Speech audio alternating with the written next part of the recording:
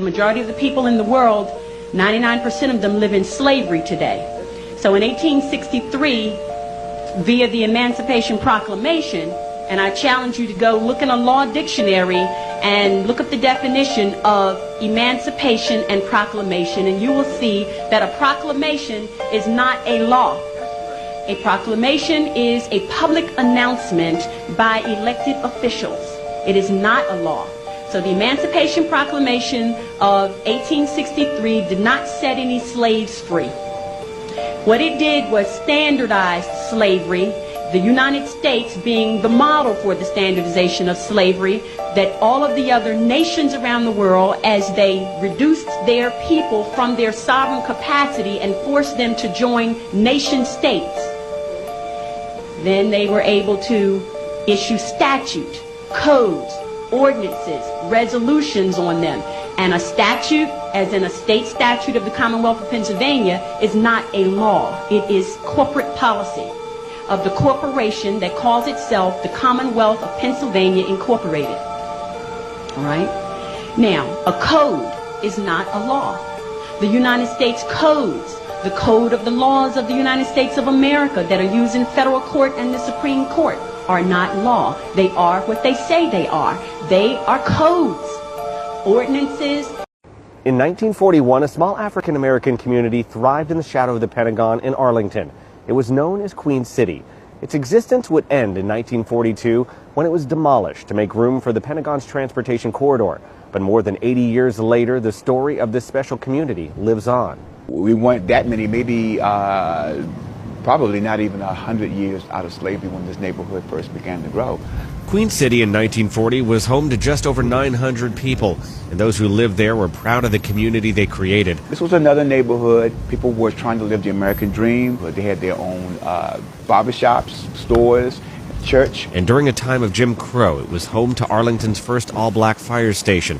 But in 1942, the government, using eminent domain, demolished the town to create more roads into the Pentagon. Imagine waking up one morning for your coffee and there's a bulldozer next door. Now, amid the construction today where Columbia Pike meets the Pentagon, no signs of the town remain, but Taylor is telling its story. People need to know some of the struggles that some of these people went through to make Arlington the beautiful, thriving county it is today. In Arlington.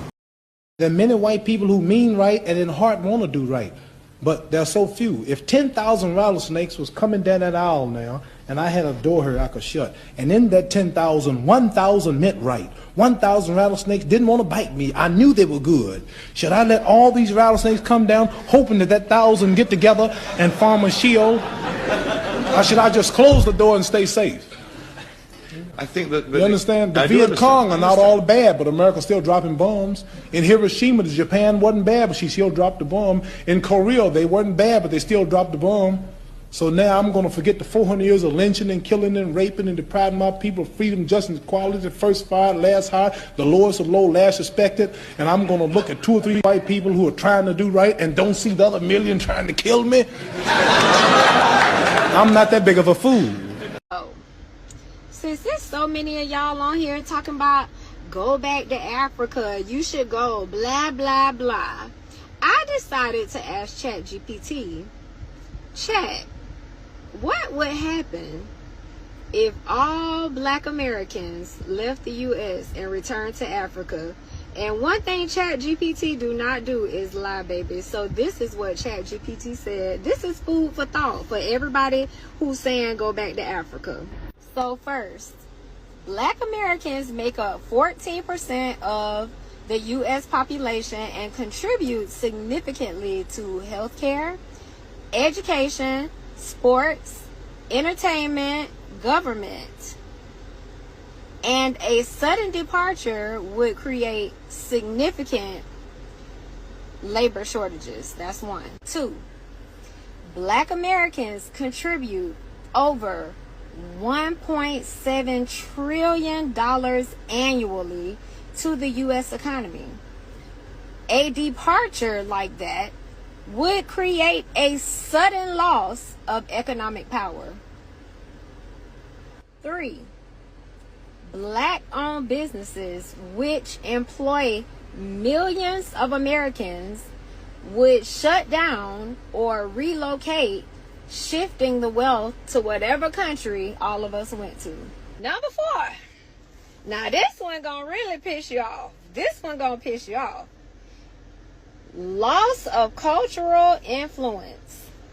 Black Americans, and I quote, Black Americans have shaped U.S. culture through jazz, hip-hop, and blues, fashion, language, and sports. Their departure would significantly alter America's cultural identity. Here's where it gets good again. A decline in innovation. Blacks foster creativity and innovation. The loss of racial diversity could slow technological advances. See, y'all ancestors ain't tell y'all how sick y'all was. See, y'all, before y'all found us, y'all was fighting each other.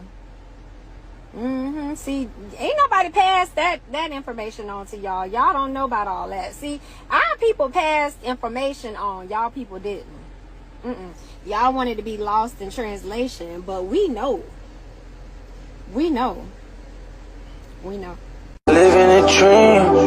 Living the African dream. Are you planning to travel, relocate, or invest in Africa? Before making permanent decisions, equip yourself with the knowledge you need to make informed choices. Here we go. They want us in the streets so bad, folks. They want us in the streets so fucking bad. And I'm going to say this. I'm so happy somebody that the youngins listen to. We want our political figures to come. Nah. The ones that got the youngins' ears. Offset goes off. Let's see what he say. Elon Musk is playing in black folks' faces is crazy work. Shake my head. They want Derek Chauvin pardoned. And we ain't gonna hit the street. We ain't marching. But what we can do and what we should do is pick a company. Any company that's down with the right and never, ever shop there. We don't want no concessions. Just fuck off. We don't acknowledge you anymore. When we do that, many more will listen to us and have a clear understanding of our power and we'll have a better understanding of our power. Are we starting to, with these little mini, I'll call them mini boycotts. These mini boycotts, we're getting the sense of power. But imagine if all the black families said, nah, we don't fuck with Netflix no more. And just cut them off. Well, except for the Fire Stick. Whatever else we want, they'll beg us. What do y'all want? We got y'all. Just don't cut us off. So we're finding our power. But this here, nah, we ain't hitting the streets. Let that motherfucker go. He gonna be living a life in hiding. Just like Zimmerman. Zimmerman can't come around no black folks. Strapped or not, he can't come around no black folks. He's in hiding. Do we understand that? No more marches, folks. We don't have to get arrested at no marches. We don't have to bust no windows. We don't have to mess up our shoes. We're together spiritually. And we gather together whenever we feel like it. Not when they want us to. Not with the mentality that they want to see us have. Because they definitely need us in the streets to have that martial law in effect. To have that going house to house in effect. Nah, we're a protected class now. Who's protecting us? We are. We're moving with intelligence. We're moving together on many issues. Y'all stupid motherfucker. Y'all, debate ain't gonna happen. Debate. And here's the kicker. that I don't understand you black motherfuckers down with these Republicans. Is this okay? You watched it. You watched him kill that brother, George Floyd, right?